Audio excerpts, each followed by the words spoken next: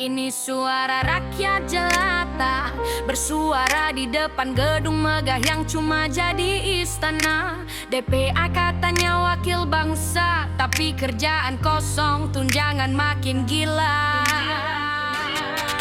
Bangun pagi buta, keringat jatuh di jalan. Upah minim sebulan cuma cukup buat makan. Tapi pajak dipungut katanya demi negara, nyatanya dipakai buat DPR belanja gaya. Rumah gue ngontrak, cicilan makin sesak. Mereka dapat tunjangan rumah 50 juta sebulan. Enak kerja, rapat aja jarang, kursi sering kosong. Tapi skip gaji mereka tebal, rakyat cuma digoreng. Hapus tunjangan DPR, itu darah rakyat. Keringat jelata dibakar di kursi keramat. Pajak yang gue bayar bukan buat lo foya. Kalau malu dah hilang jangan ngaku wakil bangsa. Hapus tunjangan DPR, itu darah rakyat. Keringat jelata dibakar di kursi keramat. Pajak yang gue bayar bukan buat lo foya. Kalau malu dah hilang jangan ngaku wakil bangsa.